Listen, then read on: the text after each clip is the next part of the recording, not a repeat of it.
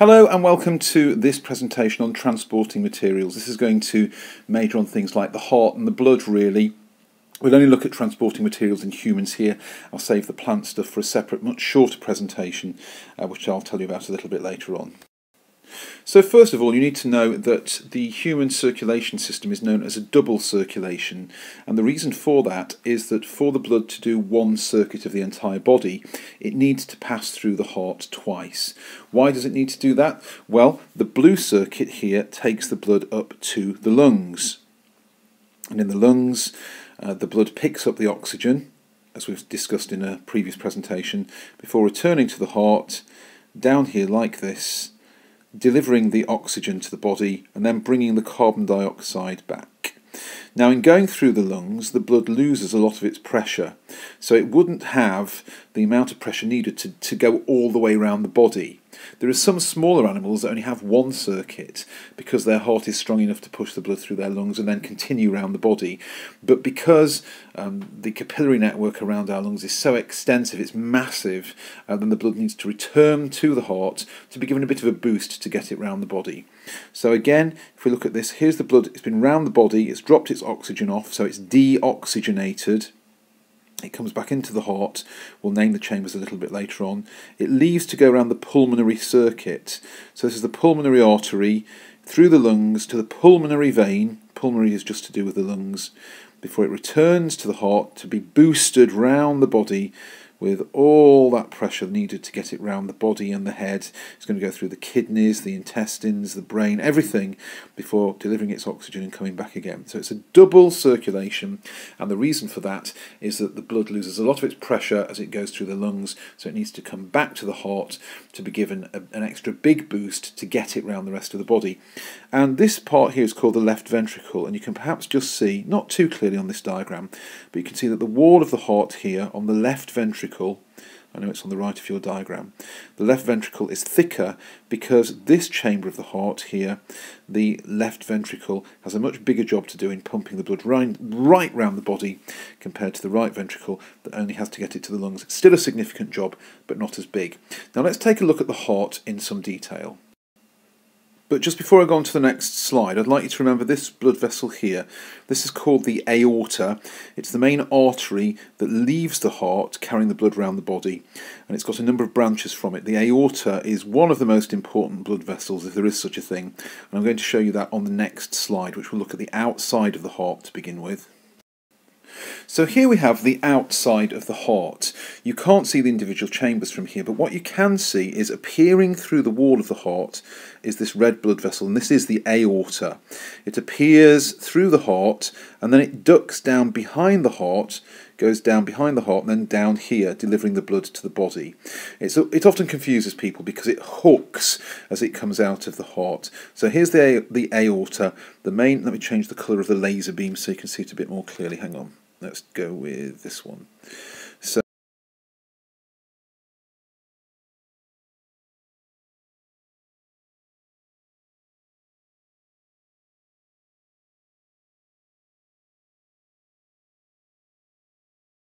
go away.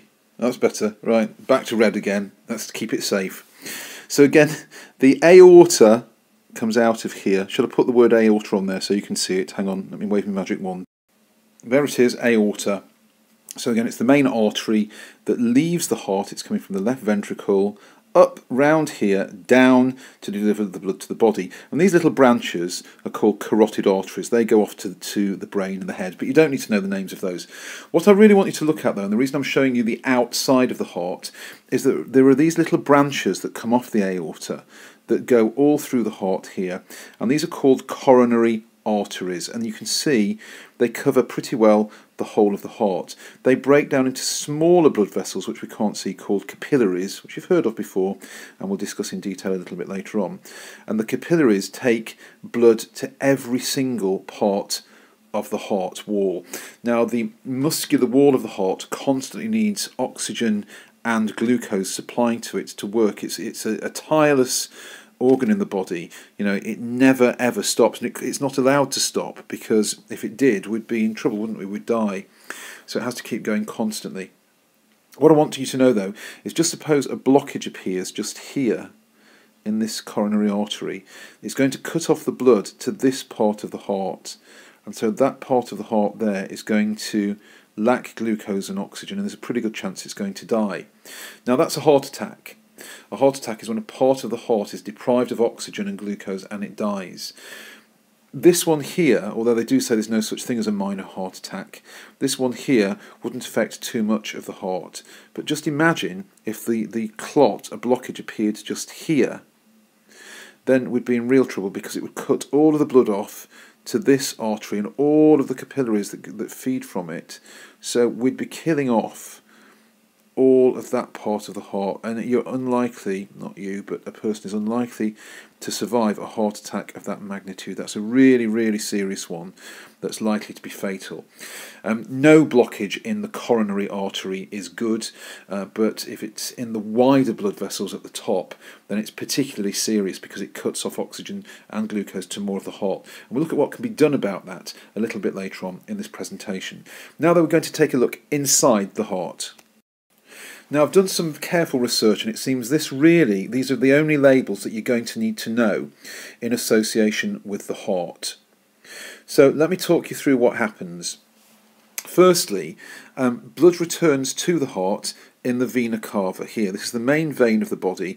It's come up from the lower part of the body to go in. It's also come down from the head, and it goes in here. Now that blood is lacking in oxygen. Many diagrams show it as blue. I've showed it as a less red colour here, but some diagrams do show it as blue, and it's the part that was represented as blue on that double circulation diagram I started with. But the blood comes in here. It's momentarily held in the vena cava. Hang on, dare I try another laser pointer? 1 second. So the blood comes in from the vena cava, there we go. It goes into the right atrium. You can see the name of it just here, look. The right atrium. It goes through this valve. You don't need to know the name of the valve, it turns out, but it goes through the valve before being pumped by the wall of the right ventricle up through the pulmonary artery. That's going to go to the lungs. So the lungs would be up here, and that's where the carbon dioxide is going to be dropped off and the oxygen picked up. Okay, so again, the blood's been round the body, it's low in oxygen, it comes in the vena cava, through the valve, into the right ventricle before being pumped vigorously out of the heart, through that valve, up to the lungs. Now it's important that you understand what valves do, and it can be summarised in 2 words. They prevent backflow. It's kind of 3 words, isn't it? Depends how you spell backflow. But anyway, the valves prevent backflow. They stop the blood from flowing the wrong way. When the ventricle contracts, they stop the blood from flowing back that way out of the heart, going the wrong way. They make sure that they go this way. The tendons that support them stop them from being turned inside out. Off to the lungs we go. Now the blood's then going to return. It comes back this way through the pulmonary vein. We spoke about the pulmonary circuit on the previous slide. So it leaves the pulmonary artery, goes to the lungs, picks up the oxygen, comes back in the pulmonary vein into the left atrium, through this valve here, again you don't need to know the name, into the left ventricle, and then the really, really powerful muscular wall of the left ventricle contracts. You remember that that's going to send the blood out of the heart all the way around the body. So it goes out here, through the aorta, a bit goes off to the head in the carotid arteries, but most of it drops down behind the heart to go off to the kidneys and the legs, and all of the organs, the stomach, the intestines, all of the organs further down the body. What I suggest you do is just pause the video for a second and just check that you can trace the names of the structures that the blood goes through as it passes through the heart. Now, I just want to have a closer look at the different sorts of blood vessels. You've seen on this diagram already that we have veins that bring blood back to the heart. There. We have arteries that take blood away from the heart. Remember, arteries begins with A and away begins with A. And so you've got veins bringing the blood back, arteries that take it away, and there's a third sort called capillaries, which are hard to show in a diagram because they're so fine that you can't really see them. But it's important that we know the difference between those 3 sorts of blood vessels. So let me just talk you through those. So here are the 3 types of blood vessel. This one here is an artery carrying blood away from the heart. This one is a vein carrying the blood back. You can see that they're connected by this network of capillaries. Now it's important that you understand the structure of the arteries, the veins and the capillaries in relation to the way that they work. So let's start with the artery. Now these always carry blood away from the heart. Remember the letter A. Arteries always carry blood away. If I'm to sketch round this the best I can, you'll notice that it has a really thick layer of muscle and elastic tissue in its wall. It has a thick outer wall and then a thick layer of muscular and elastic tissue, a really thick layer. And that's because arteries need to be somewhat elastic, because when the blood is forced out of the heart into them, they need to kind of recoil. They need to spring back into their natural shape to help blood on its journey, to force it through. And by being elastic, it means that they can spring back into shape using their elasticity and force the blood on its journey. That's what your pulse is. When you feel a pulse, you're feeling the surge of the blood through your arteries. That's why you feel it in your arteries, but you don't get a pulse in veins.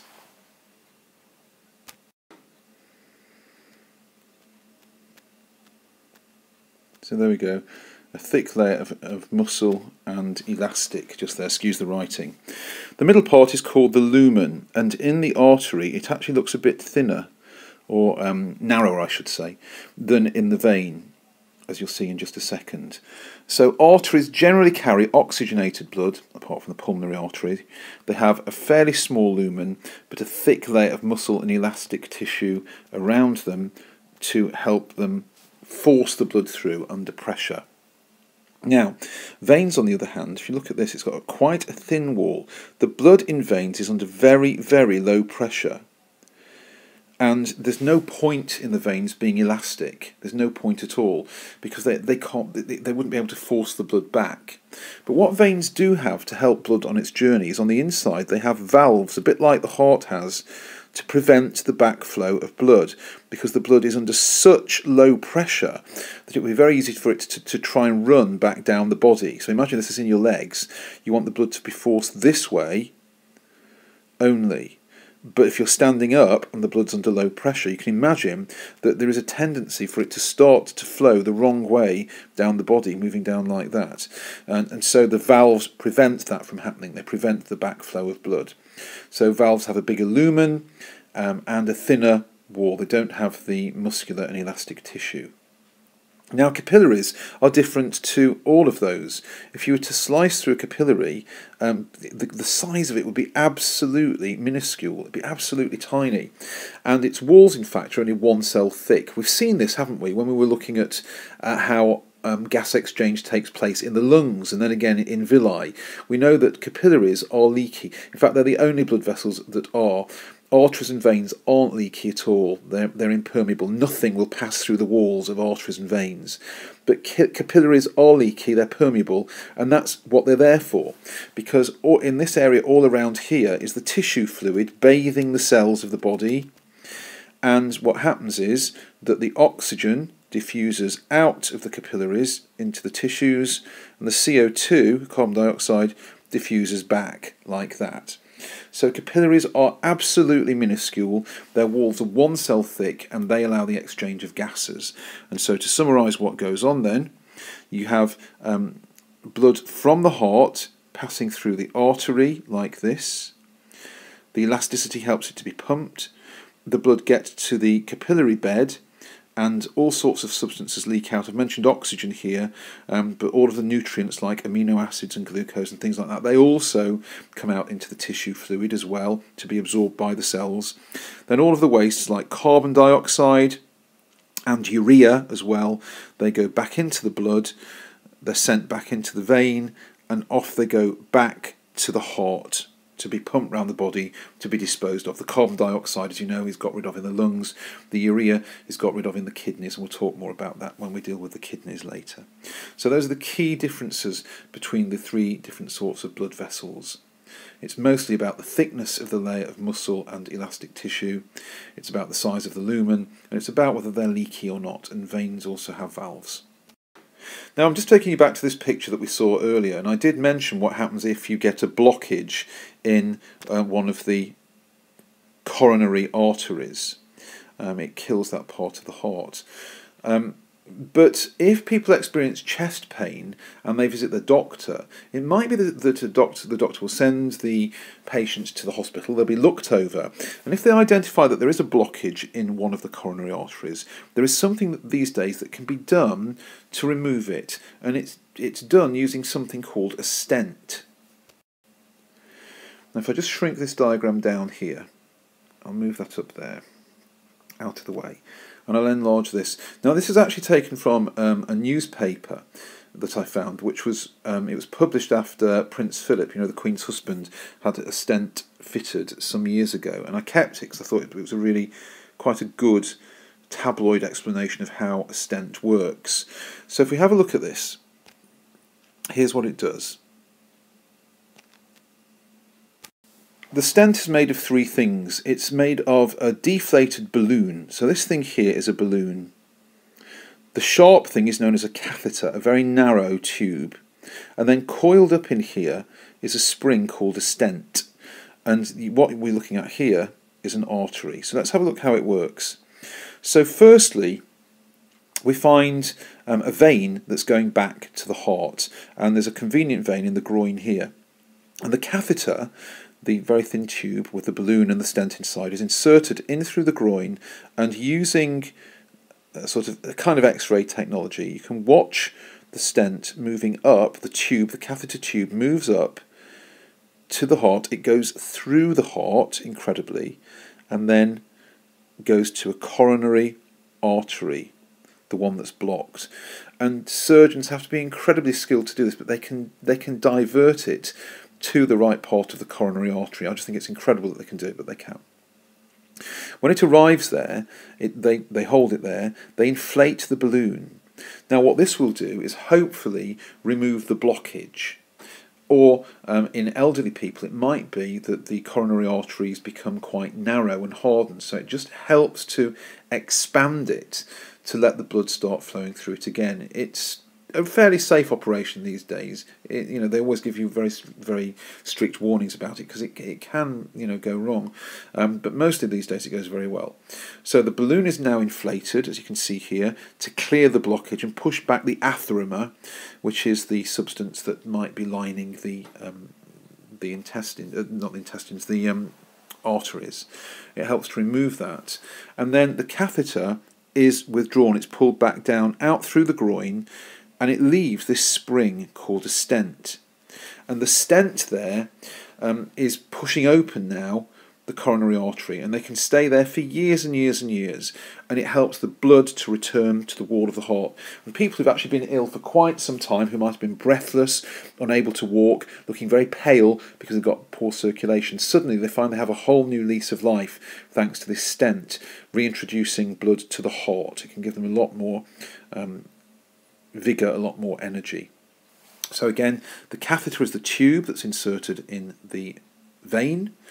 The balloon is inflated to expand the artery, and then the catheter and the balloon are removed, leaving this coiled spring, which is called a stent. It springs open and permanently opens the artery around the heart. Now, just a quick word on other repairs that can be done to the heart.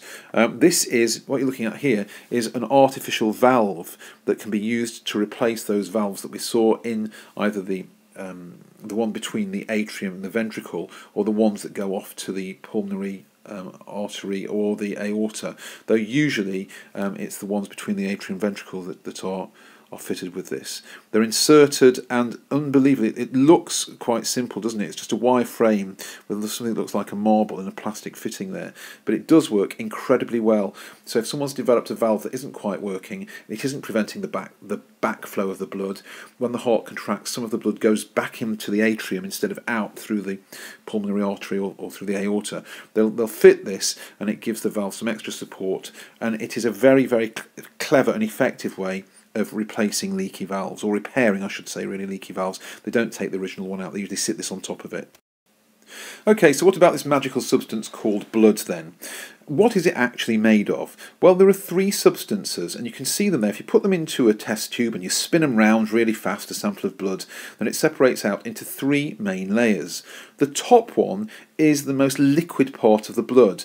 and arguably it's the correct colour of the blood, this sort of strawy yellow colour, and that's called plasma. Now, as I say, this is the liquid part of the blood. In there, really, you've just got the dissolved substances, things like you might have some urea in there, some salts, amino acids, all of the dissolved foods can be in there. It's just the liquid part of the blood, and it's called plasma. Then we move down to this very narrow layer here, and that is white blood cells. Now, we met these back in year 10. They're the ones that are responsible for fighting infection in the body, and we'll talk a little bit more about them in just a second.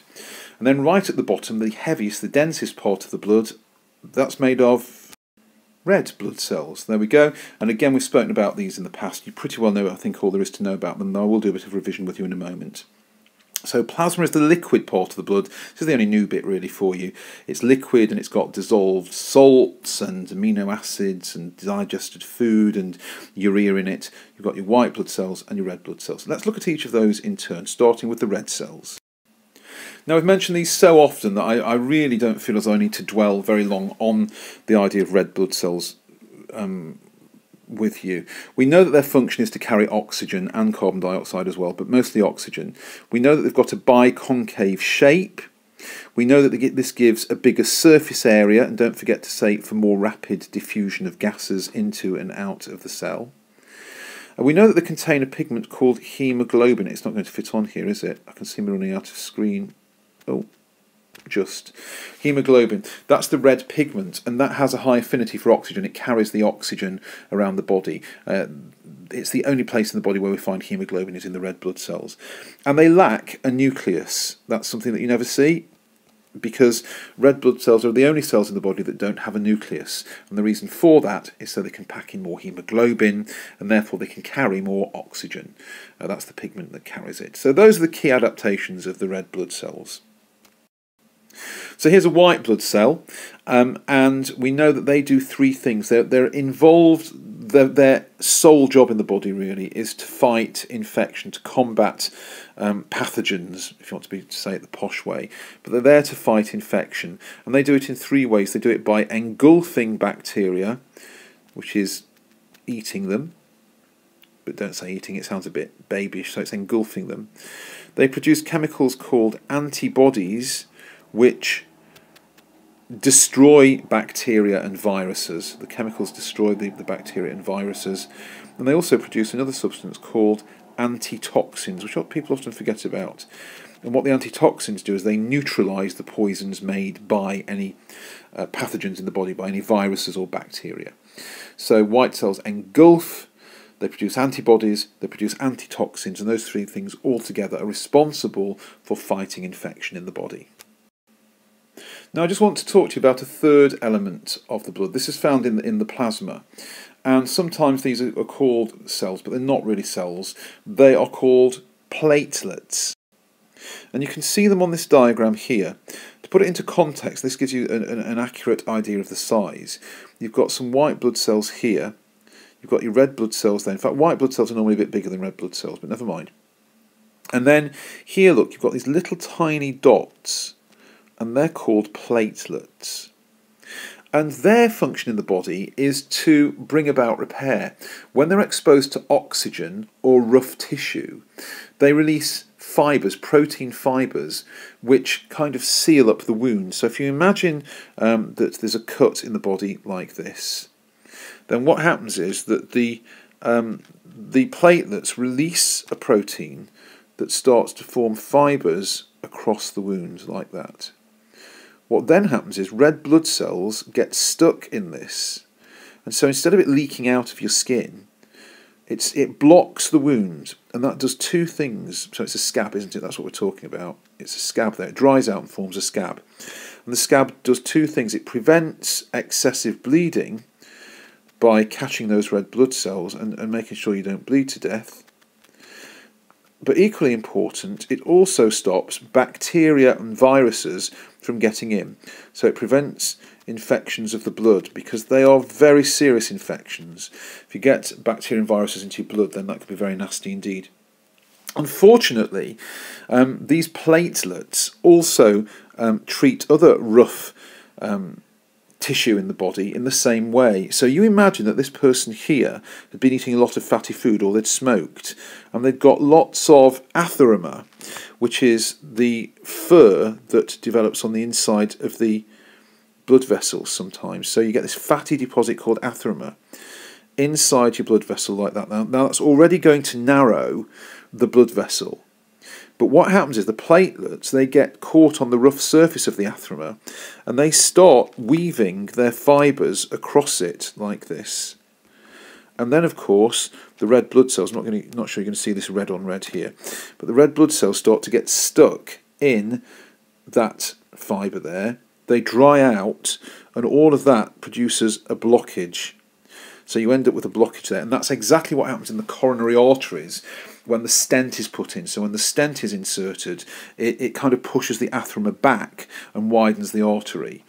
So fatty foods and smoking encourage this atheroma to be deposited like that, A-T-H-E-R-O-M-A. I'm sorry, my writing's terrible. I need to get a grip, don't I? So hang on, let's just do that. That's a bit better.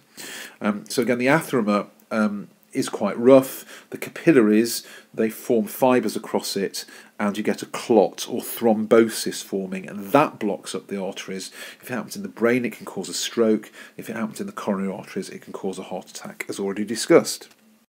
Now, I just want to talk to you a little bit about artificial blood, because you have a blood group, and sometimes when paramedics get to the scene of an accident, they really don't have time to figure out your blood group. So they carry different sorts of artificial blood around to hopefully treat you and make you better before you lose too much blood. If you lose too much blood, the heart loses pressure and can no longer beat.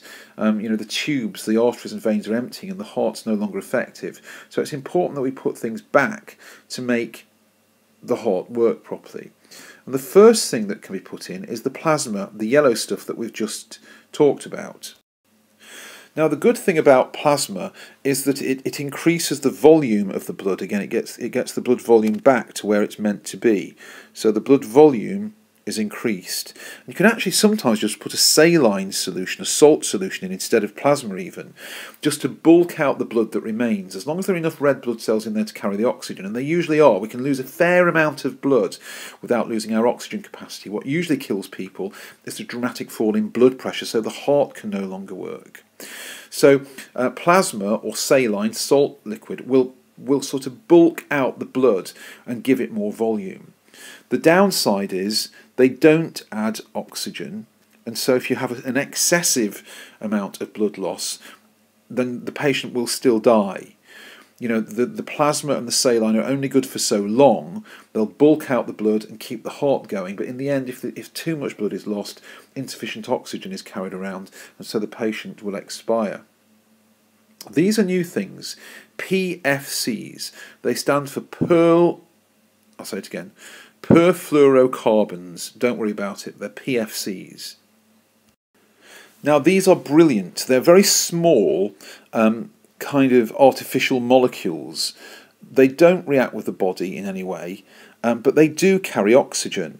So the great thing about using these PFCs instead of plasma is that they will oxygenate the blood. They'll pick up oxygen from the lungs, carry it around the body. They're also really tiny molecules, so if someone's had a crush injury and their arteries are crushed somewhere near the hand, for example, the PFCs will get through when red blood cells can't. So they're brilliant for that purpose.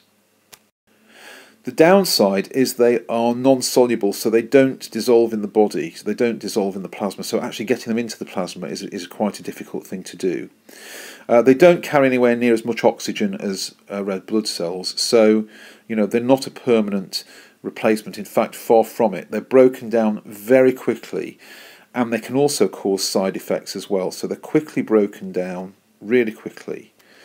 So although they can save the life, you need to. If someone's had a crush injury, the paramedics might give them PFCs while they're at the site, but then as soon as they get them out, they're going to want to get some proper red blood cells into them, and they can also cause side effects as well.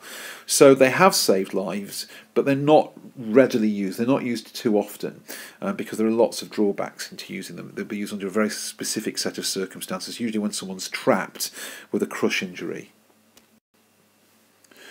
And the third and final form of artificial blood is this.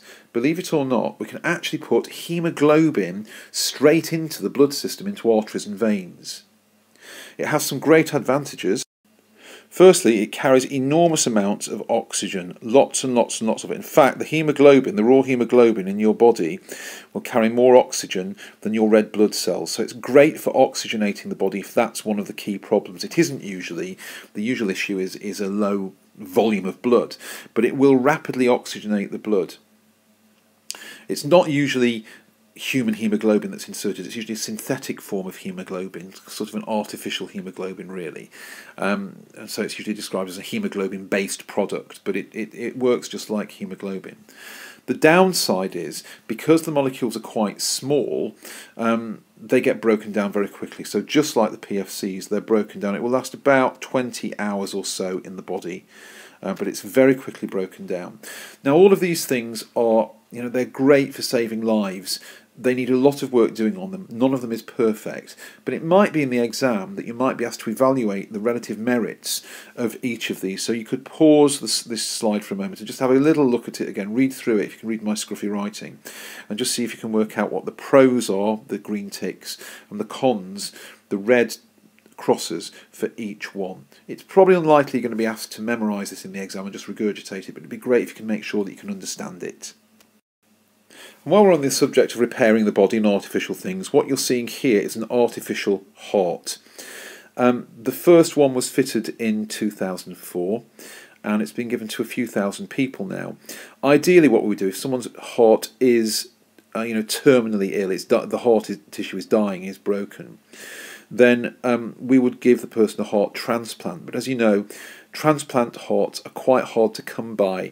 Not many people carry donor cards, unfortunately, and even if they do, it might be that the antigens on the heart are not the right sort for the person who needs it, and therefore the antibodies would attack it. With this artificial heart, though, that doesn't happen. Now, since 2004, when the first one was made, they've been refined an awful lot.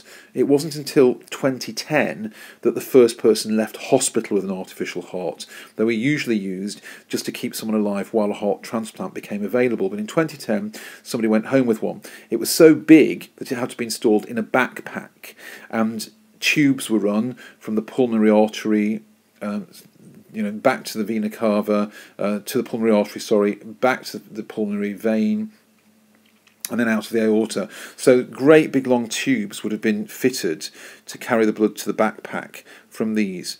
But these days, a new sort of heart's been developed, which can fit inside the body. And you can imagine that what you've got here is, I don't know which tube is which here, it's hard to tell, but I'm guessing this plugs from the vena cava, this one goes to the pulmonary artery up to the lungs. From the pulmonary vein will be put on here to return the blood, and then this would be the point at which the aorta is fitted to pump blood around the body. So again, just be aware that artificial hearts do exist. The downside is they're mechanical, they don't last forever, and they would need to be replaced. So it's usually a short-term solution, in the sense that the person wouldn't be expected to wear it for very long, because it's mechanical and it will fail in the end. And secondly, clots are a big problem. Blood clots form. There are lots of rough surfaces. No matter how smooth they try to make the metal, they can't get it as smooth as the inside of the human heart. So you get platelets forming. All the usual things, the fibres. So you do get blood clots. So the person has to be on blood thinning medication to make sure that you don't get blood clots forming inside the artificial heart. So the positive side of this is it can keep people alive in the absence of a transplant. The negative side, it's short term, it doesn't last for very long, and clots can form, so the person needs clot thinning medication. On the other hand, heart transplants have disadvantages as well, because although they keep people alive, the person who has the heart transplant needs to take steroids to prevent rejection. And those steroids reduce the immune system, the effectiveness of the immune system. So people who've had transplants very often can't go out in public. So although the idea the ideal situation is a heart transplant. There are disadvantages there in terms of the the treatment of the steroids damages the immune system. That's it for now. I'm going to move straight on and do another video for you on transport implants. But thank you for watching, and there's a summary of what it is that you've just seen. We've looked at the double circulation, we've looked at the heart. There's 3 types of blood vessels: the arteries, veins and capillaries. We've looked at the idea of stents and different ways of repairing the heart, and also a bit about replacement valves.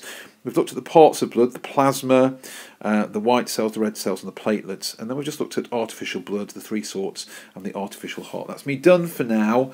I think I might have garbled this a bit too quickly. Sorry if I've gone too quickly for you, but you can always rewind and look at it again. I'll get a test sorted out on this for you, and I'll move straight on and do that presentation on transport implants, which will be a good deal shorter.